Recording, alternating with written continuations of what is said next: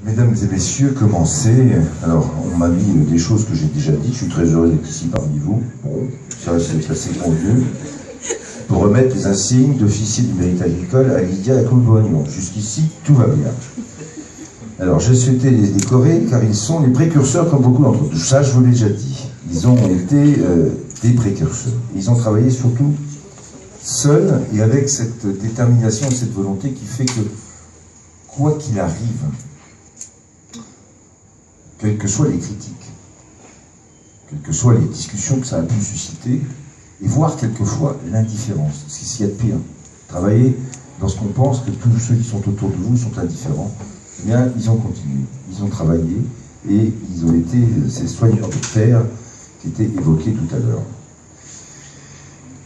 L'idée, c'est que on essaye de comprendre pourquoi on a besoin du sol en agriculture et comment on peut le protéger, mais au-delà même de le protéger, surtout de l'améliorer, lui donner toute la potentialité qu'il peut exprimer.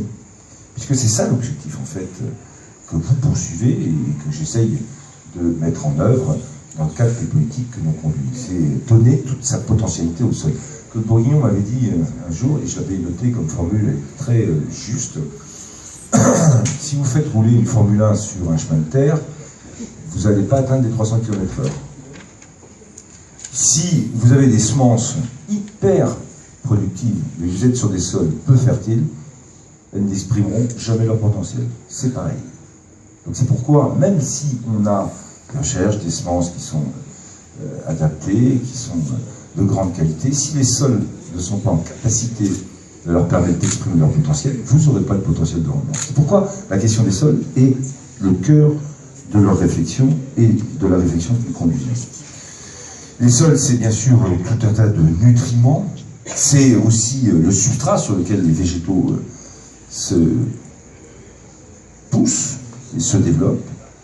Et c'est pourquoi, dans ce débat sur les sols, il y a eu un moment, Claude Bourguignon le disait tout à l'heure, il a fallu prendre son baluchon tout seul et quitter l'Institut INRA, à l'époque à Dijon, pour fonder en 1990 le laboratoire d'analyse microbiologique des sols, le LAMS, c'est ça. Ce laboratoire indépendant est basé en Bourgogne, il est au service des agriculteurs, et je dirais des agriculteurs du monde entier, puisque vous avez été sollicités partout dans le monde. Les éleveurs, les vignerons, d'ailleurs dans ce fameux documentaire où ils ont largement pris toute la lumière, il y a un moment où on tombe sur des vignes en Italie et sur un sol qui a été retourné, c'est vrai, où on voit la verse qui est lisse, totalement lisse, et qui sont là sur ce sol, oh là là là là, la catastrophe. Et c'est ça qui